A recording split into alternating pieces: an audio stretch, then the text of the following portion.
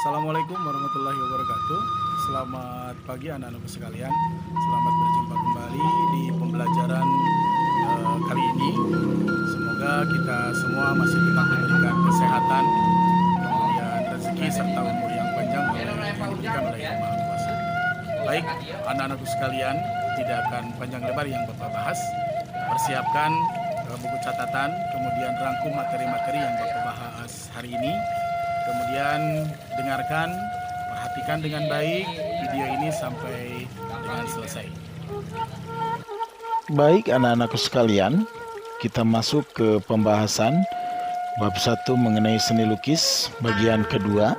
Minggu yang lalu kita sudah membahas tentang pengertian seni lukis. Sekarang kita masuk ke bagian B tentang tema seni lukis. Di sini setiap manusia memiliki sudut pandang yang berbeda di dalam menjalani hidup ini. Begitu pula saat manusia membuat lukisan, masing-masing memiliki sudut pandang yang berbeda pula. Kemudian ada pengertian tema. Tema adalah gagasan atau ide atau pokok pikiran yang ada di dalam sebuah karya seni, baik dalam bentuk seni rupa 2 dimensi ataupun seni rupa 3 dimensi.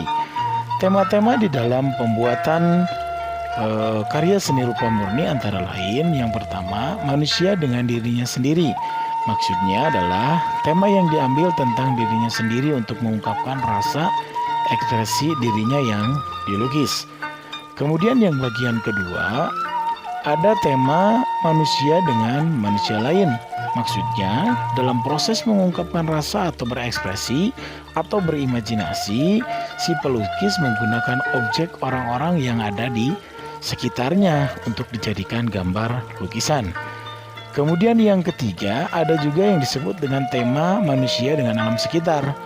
Maksudnya pada saat si pelukis mengungkapkan ekspresinya yang dijadikan objek untuk lukisan seperti pemandangan gunung, laut, sungai, hutan, perkampungan, dan masih banyak contoh-contoh yang lainnya.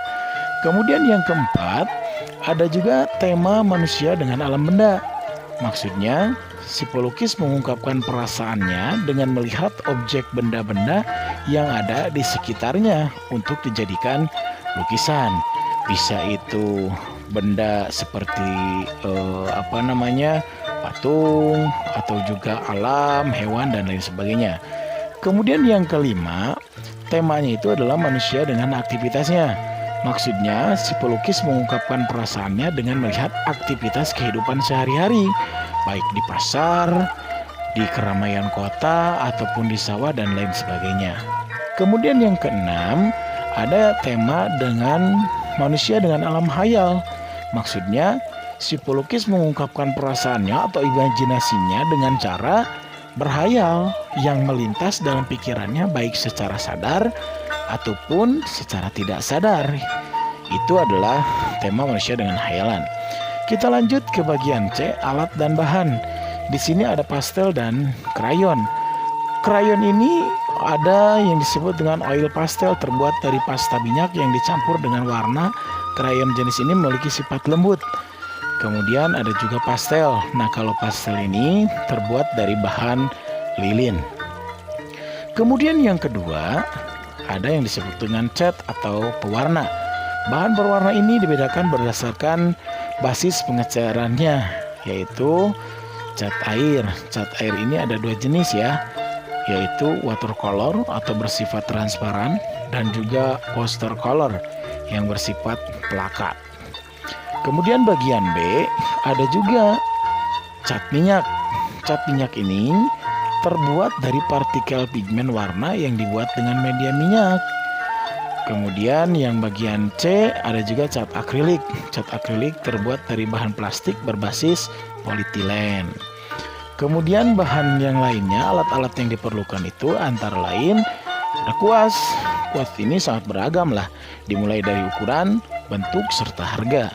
Kemudian yang keempat, ada pisau palet terbuat dari aluminium tipis. Fungsinya itu untuk mencampur cat agar bersatu. Kemudian ada palet, tempat media cat. Kemudian ada juga kanvas, adalah media untuk si pelukis menggambar imajinasinya. Selanjutnya kita masuk ke jenis-jenis lukisan. Yang pertama Di sini ada contoh lukisan akuarel atau cat air. Seperti ini gambarnya. Hanya goresan-goresan cat air basah saja. Kemudian yang kedua ada contoh lukisan mozaik. Seperti ini contoh gambar mozaiknya.